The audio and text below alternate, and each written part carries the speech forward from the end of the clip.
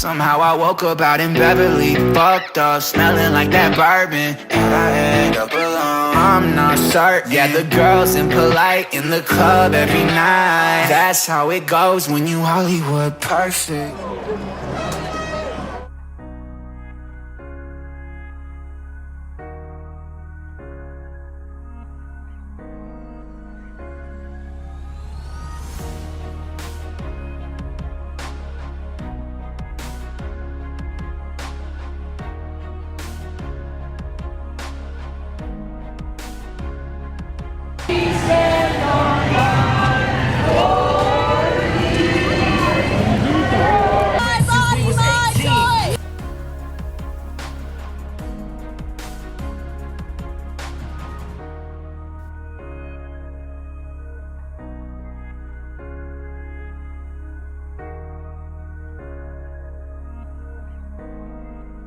Check the money. Check one, check two, check one, check two, check one, check.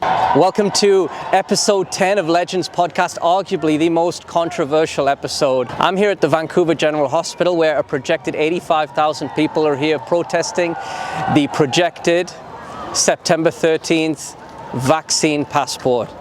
As you can hear with the cacophony of noise, today's event is a big one. Okay, my friend, why are you here today? Just to let people know. What are we letting them know? Just that it's not always safe for everybody, the vaccine. I'm here today because I cannot medically get a vaccination. I'm too afraid of it. I'm already have my own health issues, and now they're restricting us from living. I've lost my business. My family's been torn apart. People are trying to force me into getting this vaccination, and I'm already dealing with kidney issues, a leaky heart valve, all sorts of things. And I've seen other friends and different people actually get sick and die from this vaccine, and they're hiding it. Doctors are being silenced. You know, it's ridiculous. Is the protest here today a sign that the population are fed up with everything that's going on? I think so. I think it takes people to feel the pain to really kind of make them want to come out here. My first protest was actually 6 months ago right here, and I've seen it grow and grow, but I think a lot of people can agree that this is a step too far. Even people who have maybe taken the vax can agree that the rest of us should not be a second class of citizens, and I think that's why you're seeing the response that's here today, which is amazing. What's the difference between today's protest and the one you went to 6 months ago? A few thousand people. To me, it's no different. To me, our freedoms were at risk then, and now they're. I don't know if even at risk really encompasses where we're at right now. But I think that now, people are starting to see that we're 2 more lockdowns deep. We're so much farther down this that people are starting to realize this is not about health, and this is not going to end until we say that it will end.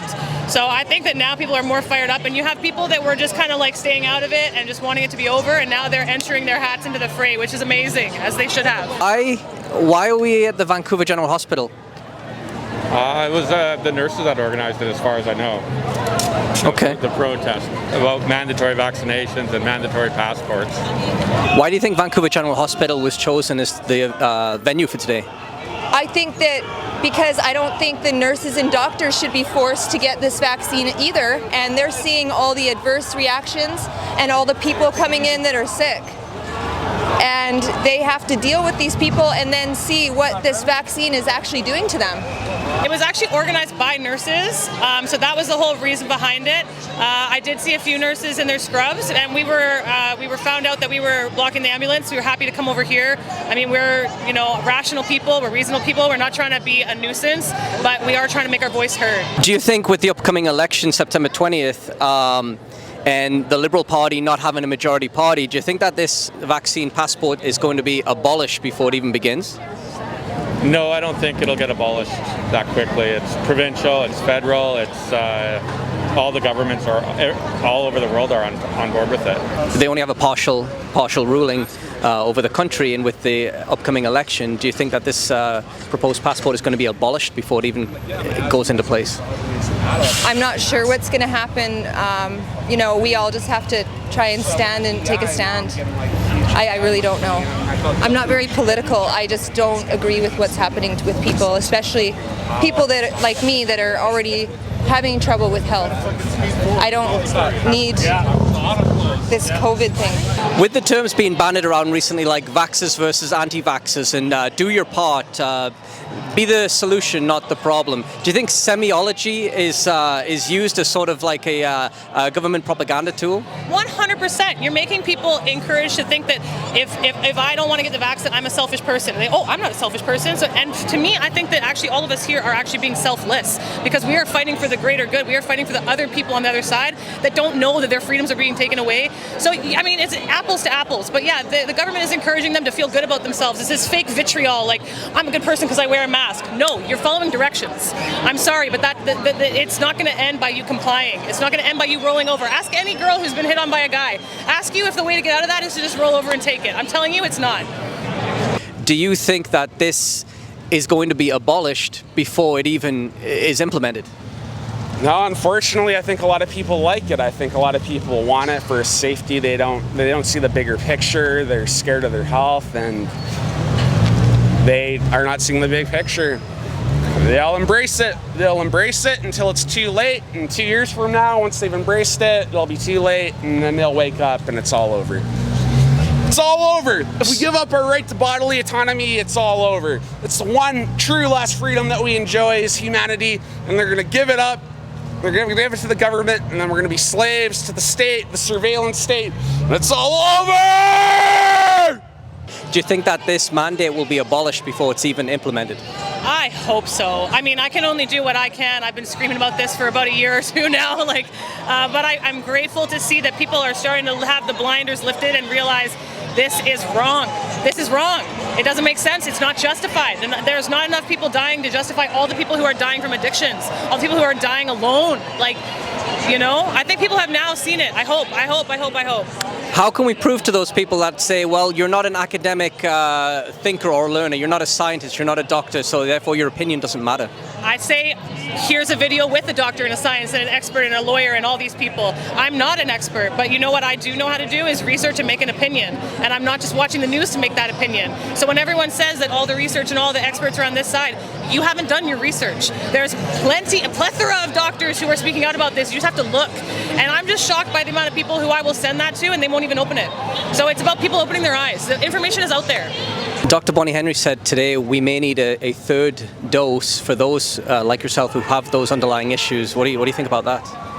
I believe in my own immune system. I've been in health and wellness for 20 years. I take care of my grandfather who's blind and deaf. He will also not get the shot. People think, that we're crazy. Why trust the government and not God? They're putting faith in the government and not in their own well-being and their own immunity. There's natural vitamins. We have everything here we need on the earth. 27th of August, per the Canadian press, showed unvaccinated or partially vaccinated people accounted for 86% of people hospitalized with COVID-19 in the past 2 weeks. With that said, why do you think the provincial and federal government are pushing the vaccine so hard by implementing the vaccine passport? It's the implementation of the surveillance state. They'll implement the vaccine passport and it'll transition to the digital ID, which will transition to the social credit score. And it's all about creating a digital database. And that's essentially why it's about control. It's not about health. The government doesn't give a crap about people's health. They care about control. Do you think that this proposed vaccine passport is going to ultimately lead to a complete division of the population? It already has. It's torn a lot of my friends and family apart. It's very sad. It's really unfortunate. I've lost opportunities and business things, all sorts of things because of this, and I'm just not willing to risk my life on this vaccine. I don't trust it and I never will. There's some concern regarding the homeless and disenfranchised ability to attain a vaccine passport, and as of yet there's no real solution to this. Does this just greater marginalize those people from society? Absolutely. I think that almost creates several tiers, and they've even seen that in Israel, that if you haven't got your third vax, you're no longer considered vaccinated. So what's it going to be? It's going to be level 1 vax, level 2 vax, it's creating all these tiers and reasons to hate each other. And in 2021 we need reasons to love each other, not not reasons to separate. We've been there. Well, you mentioned control. Several businesses have publicly refused to implement these measures and have been told by the government that they're responsible for doing their own due diligence. Does this show a lack of faith in the program by our provincial and federal government? Oh, it absolutely does. They know if they had the freedom to do their own thing, nobody would abide by it. It's a provincial-wide dictate, and that's exactly why they're doing it. If people had the choice, nobody would abide by it. It cuts out 20% of the marketplace. So businesses are suffering or are going to suffer. Oh, they'll lose 20% of the marketplace, and even more people idealistically that won't abide by the vaccine passport, they won't comply with it either. So you're cutting your market share in a quarter and a half. It's not going to work. Nobody will stand for it. So what's the solution? End the passports. I think the whole government, I've been saying this for years, we need a revolution. This is one of the first elections I'm going to get back into. I used to take pride in voting in everyone, but I took a step back. I will vote now, but it's their game. You vote out one lunatic, you vote in another one. So I think it's real revolution, reform, start over, become efficient, bring in leaders that have our best interests at heart for real, and maybe don't offer pay to them, because this greed is what is killing us. People don't realize how greedy these elites are. They will do anything for more money, and we need people who maybe are willing to work for free if that's their heart. Maybe that would change it. I don't know, but I just see greed as, we all have this human condition. Greed gets the best of probably anybody with too much power. So we just take the money out of it and somehow stop the lobbying and the bribes. But it's a problem. It's a deep problem that goes through the fucking roots of our culture. So sorry to swear, but so yeah, I think it's not going to be an easy turnover, but it's going to be worth it. 100%, it will be worth it. It's coming. So what's the solution? No vaccine passports. Power to the people. What's the solution to the pandemic? I think the solution to the pandemic is knowing better how to treat your health. Vitamin D, zinc, silver colloidal water. There's all sorts of things. I actually use a PEMF mat, which is electromagnetic therapy. There's all sorts of things that you can do. Health and mental health, being happy, going out into nature. There's an obvious division within the population regarding these vaccine passport mandates. The BC government's vaccine passport goes into effect September 13 and states that all people over the age of 12 must show proof of vaccination in order to get into recreational activities, social events, and businesses.